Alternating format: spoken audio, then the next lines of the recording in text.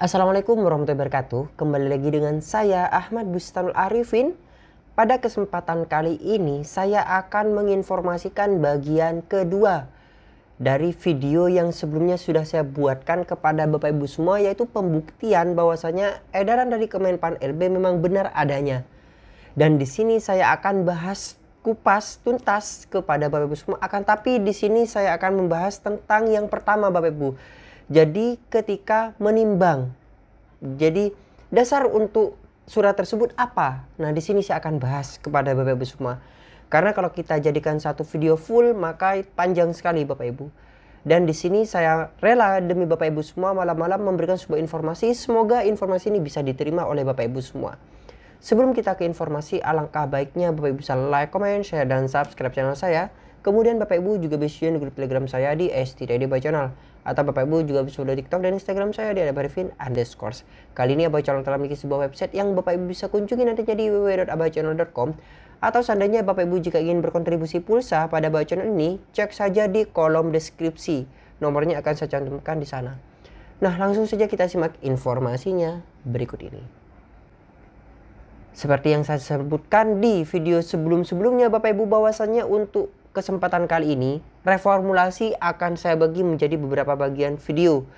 Karena saya akan membahas tentang serinci mungkin sesuai dengan Abai Channel tentunya Bapak Ibu. Ingat, ini juga argumen dari Abai Channel berdasarkan logika yang ada. Seandainya Bapak Ibu ingin berkomentar atau memiliki persepsi yang berbeda, silakan di deskripsi atau di komentar maksud saya. Tapi kita tunggu saja informasi selengkapnya atau teknis atau aturannya di akun SSCSN Bapak Ibu atau dari Kemenpan RB langsung. Nah, kita bisa berargumen saat ini ketika sudah ada atau turun edaran dari Kemenpan RB surat keputusan yaitu nomor 571 tersebut. Coba kita langsung bahas Bapak Ibu tanpa berlama-lama lagi. Di sini saya telah memiliki informasi dari Menteri Pendayagunaan Aparatur Negara dan Reformasi Birokrasi Republik Indonesia.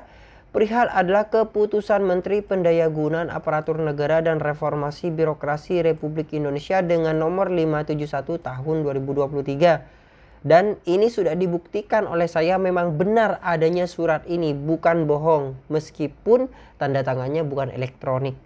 Tentang optimalisasi pengisian kebutuhan jabatan fungsional teknis pada pengadaan pegawai pemerintah dengan perjanjian kerja tahun anggaran 2022.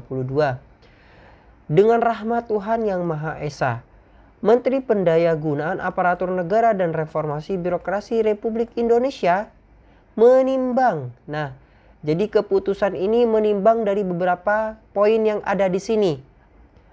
Apa saja poinnya? Yang pertama, A, bahwa tingkat kelulusan peserta seleksi pengadaan pegawai pemerintah dengan perjanjian kerja jabatan fungsional teknis tahun 2022 yang rendah, sehingga banyak lowongan jabatan fungsional teknis tidak terisi.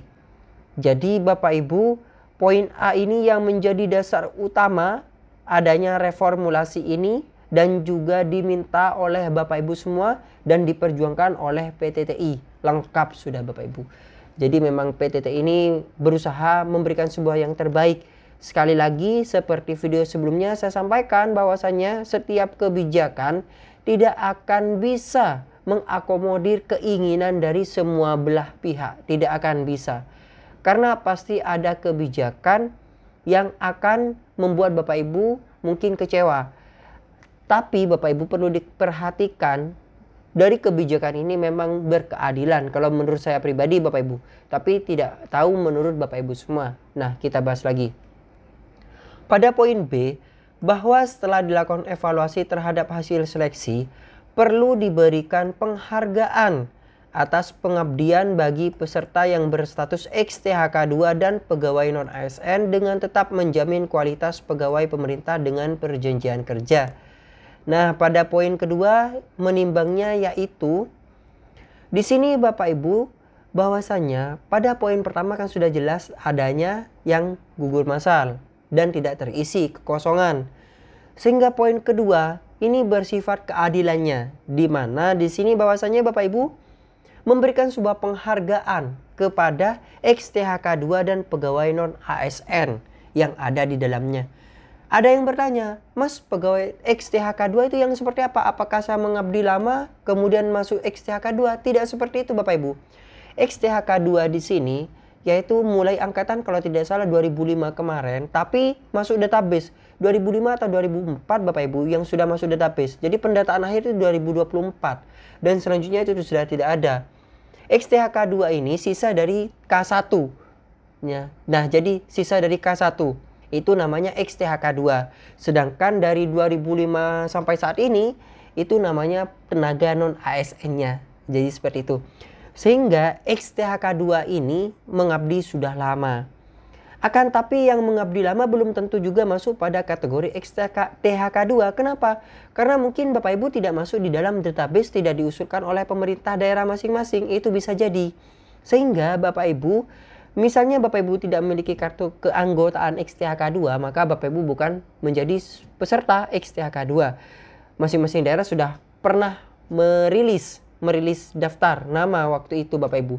Pada pendataan tenaga non-ASN kan juga disebutkan apakah masuk kategori XTHK2 atau tidak, kan seperti itu. Sedangkan menjamin untuk yang kedua adalah untuk pegawai non-ASN. Pegawai non-ASN di sini Bapak Ibu juga bisa termasuk di dalamnya. Ada di sini sudah dijelaskan di poin C. Coba kita bahas saja. Pada poin C, bahwa untuk mendukung kelancaran pelaksanaan tugas dan pelayanan pemerintah kepada masyarakat serta dalam rangka upaya penataan XTHK2 dan pegawai non-ASN yang bekerja di instansi pemerintah dipandang perlu melakukan optimalisasi pengisian kebutuhan jabatan fungsional teknis pada pengadaan pegawai pemerintah dengan perjanjian kerja. Jadi untuk pegawai non-ASN ini Bapak Ibu yang telah masuk database, mungkin Bapak Ibu yang telah masuk database tenaga non-ASN kemarin. Jadi karena untuk tenaga teknis di sini juga ada beberapa anggota Bapak Ibu, di mana juga di dalamnya ada yang umum. Jadi dari yang swasta yang tidak pernah mengabdi sama sekali itu juga ada di dalam sana, di dalam pendataan tenaga non-ASN ini. Maksudnya di pendataan tenaga teknis ini. Tapi kalau kita melihat dari edaran ini menitik beratkan pada XTHK2 dan pegawai non-ASN terlebih dahulu. Misalnya dalam sebuah instansi ada beberapa pelamar dan di dalamnya juga termasuk di XTHK2 dan tenaga non-ASN. Kemungkinan jika nilai Bapak Ibu memang melebihi dari XTHK2 maupun pegawai non-ASN, mungkin yang akan diprioritaskan kalau berdasarkan edaran ini adalah XTHK2 dan tenaga non-ASN-nya terlebih dahulu. Mengikuti pengabdian yang lebih lama terlebih dahulu Bapak Ibu. Kalau kita melihat dari sini ya Bapak Ibu, tapi kita tunggu saja keputusannya. Karena saya berdasarkan logika yang ada, berdasarkan edaran yang ada di sini.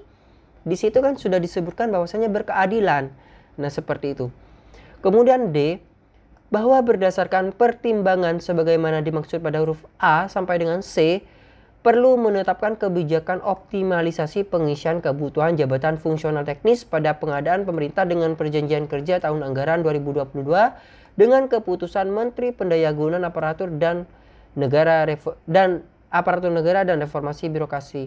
Nah, Bapak Ibu, kalau kita melihat poin A dan poin B, di sini kan sudah dijelaskan bahwa karena adanya gugur massal, karena adanya kekosongan, maka diutamakan kalau poin B di sini bahwasanya setelah dilakukan evaluasi terhadap hasil seleksi perlu diberikan penghargaan. Jadi diberikan penghargaan terlebih dahulu bagi pegawai non-ASN.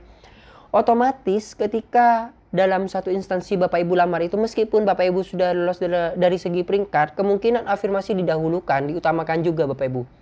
Tapi kita tunggu saja rilis resmi dari Kemenpan RB di akun SSCSN Bapak Ibu semua. Kalau saya melihat sekilas dari sini, di sini kan memberikan sebuah penghargaan, pastinya didahulukan XTHK2 dan juga pegawai non-ASN terlebih dahulu. Baru seandainya misalnya memang tidak ada peringkat di sini, maka barulah peringkat yang tertinggi. Seperti itu Bapak Ibu. Tapi kita lihat saja, ini kan menimbang dari adanya informasi ini. Tapi keputusannya memutuskan, saya akan jelaskan di kesempatan berikutnya saja. Dari informasi ini sudah agak panjang Bapak Ibu penjelasannya. Apalagi kita membahas tentang memutuskan, nanti mungkin lebih panjang lagi. Oleh sebab itu terus stay tune di Aba Channel ini, Karena Abah Channel ini selalu memberikan informasi update kepada Bapak Ibu semua. Dan bagi Bapak Ibu yang baru menemukan channel ini, jangan lupa untuk subscribe channel ini, aktifkan notifikasi di channel ini, dan jadikan Abah Channel sebagai rekan atau sahabat Bapak Ibu untuk mencari sebuah informasi. Wassalamualaikum warahmatullahi wabarakatuh.